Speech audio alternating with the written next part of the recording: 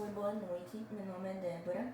Hoje eu vim apresentar meu TCC, que tem como orientadora a professora Mariane Rangel, e tem como título a análise da confiabilidade e reprodutibilidade de diferentes métodos de diagnóstico do fenótipo periodontal, um estudo piloto.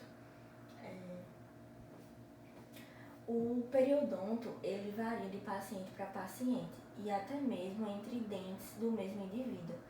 Então, visando essas características variáveis do periodonto, em 1969, Oshibin e Ross apresentaram pela primeira vez a classificação biótipo gengival.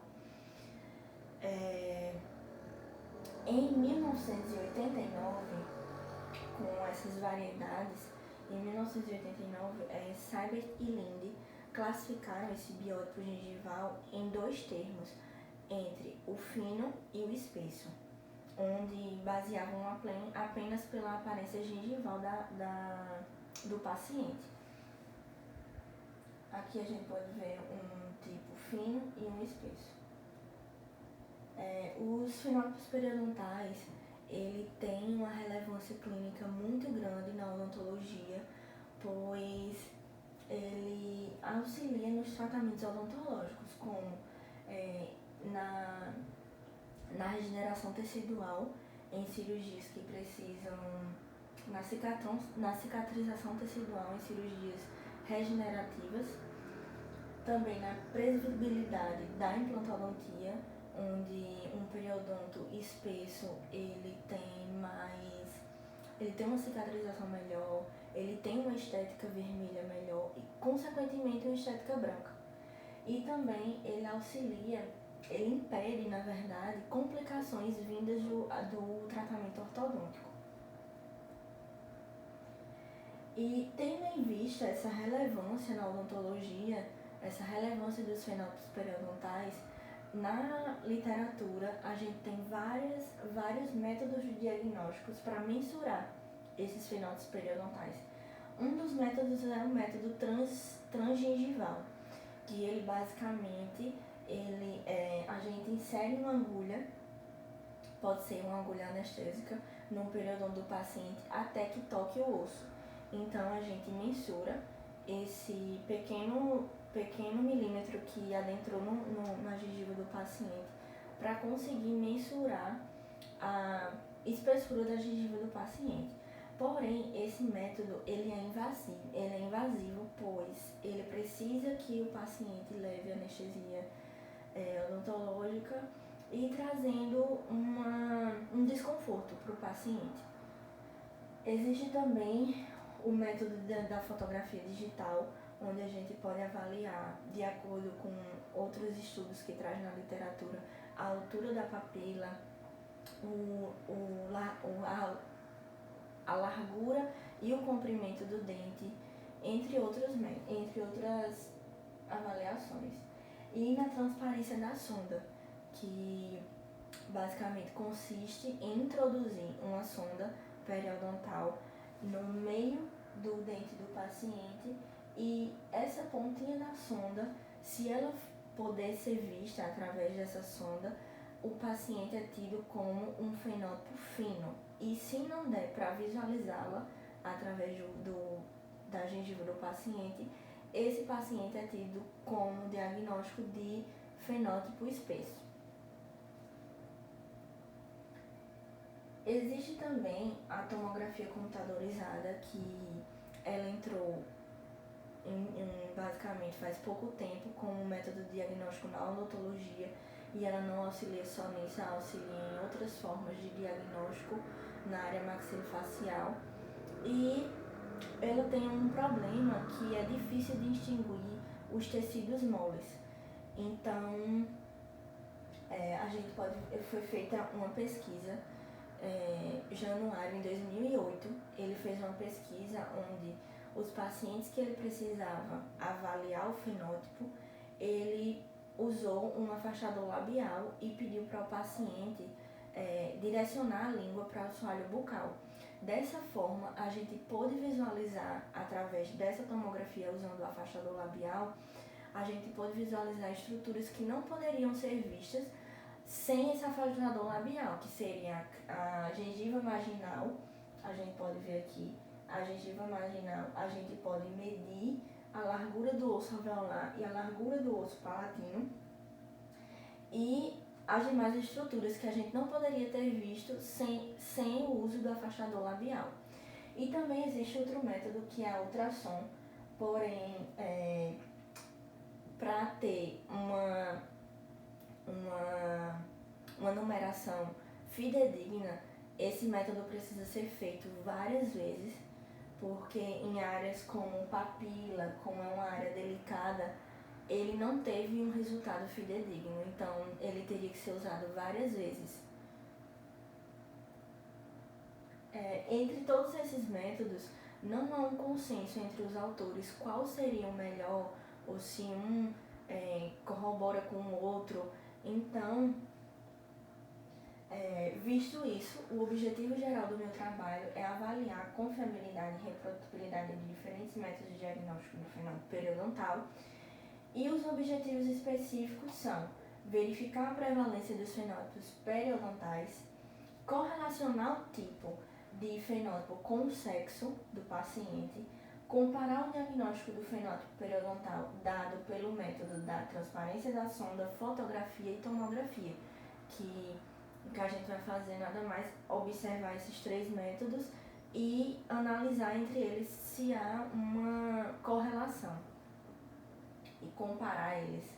Avaliar a confiabilidade de cada método de diagnóstico e avaliar a reprodutibilidade de cada método de diagnóstico.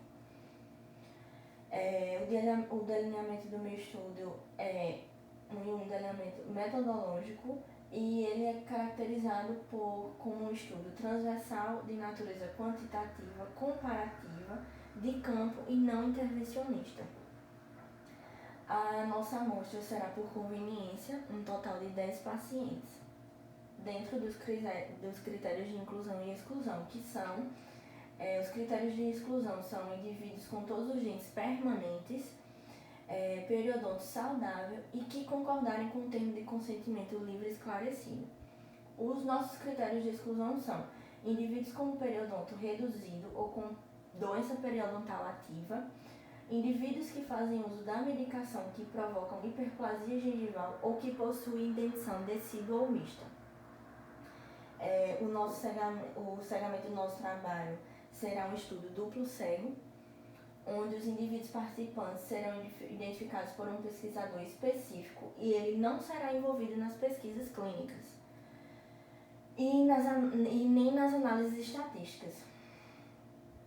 E depois, a análise dos dados serão feitas no SPSS, a versão 21.0. Então, nossa metodologia é a coleta de dados. A primeira vai ser através da transparência da sonda. Como eu já havia dito, a gente vai introduzir uma sonda periodontal no ponto médio da coroa do paciente. Então, a gente vai introduzir essa sonda e, através da visualização ou não dessa sonda, a gente vai diagnosticar o paciente sendo como fenótipo, que é o termo mais atual, o biótipo já está em desuso, um fenótipo fino ou espesso. Aqui, como a gente pode ver, não dá para visualizar a sonda, então o paciente já teve um diagnóstico de fenótipo espesso. Aqui, um fenótipo fino que dá para ver, através da gengiva do paciente, a sonda periodontal. O outro método que a gente vai coletar os dados é a fotografia, através da fotografia digital, que nele a gente pode observar a altura da papila, que em vários estudos tem uma consideração clínica que pacientes com papila alta, fina, ela tende a ter o biótipo fino. A largura da gengiva inserida e a relação entre a altura e o comprimento da coroa. E na tomografia computadorizada por feixe cônico para tecido mole, que é o estudo que eu já havia falado, que Januário realizou nos pacientes sobre tratamento odontológico, para a gente não usar um paciente só para isso, tem que ser um paciente que já esteja em tratamento odontológico. O paciente ele vai sentar, vai usar um afastador labial e através dele a gente vai poder medir a margem gengival, a largura do osso alveolar, a distância da crista óssea para a junção semente-esmalte, e através de todos esses exames a gente vai avaliar. Aqui a gente teve um exemplo de pacientes com fenótipo fino e aqui um paciente com fenótipo espesso, que a gente pode ver a diferença da largura do osso alveolar, a diferença da largura do osso palatino, a distância da margem gengival para a crista óssea, a distância da junção semente-esmalte para a crista óssea. E aqui também tem um termo de consentimento livre, que a gente vai usar para o paciente que aceitar. E aqui é nossa ficha clínica, onde a gente vai fazer basicamente uma anamnese para avaliar o estado de saúde do paciente, e a gente pergunta o nome, RG, o sexo, sua profissão, e a ficha, aqui vai ser os dados epidemiológicos e aqui a ficha de anamnese, que a gente vai perguntar se o paciente sofre de alguma doença, se está grávida, se faz uso de alguma medicação, a fim de que ele seja incluso nos critérios de inclusão ou de exclusão. Pergunta se tem implante, se já extraiu algum dente, se já apresentou sangramento gengival, se sofre de febre reumática, de problemas cardíacos, problemas renais. E aqui nosso exame físico, que ele será feito o exame extraoral, se tiver alguma observação para colocar, o intraoral, e aqui os dados da pesquisa propriamente dita, que será método da transparência de sonda, visibilidade sim ou não, a fotografia digital, a gente vai avaliar a altura da papila, largura da papila aderida e a relação entre comprimento e largura da coroa, e a tomografia computadorizada, que é onde a gente vai tirar a distância da gengiva marginal livre até a crista óssea, a distância da junção semente-esmalte até a gengiva marginal, largura do osso gengival e largura do tecido ósseo. Aqui são as minhas referências e obrigada.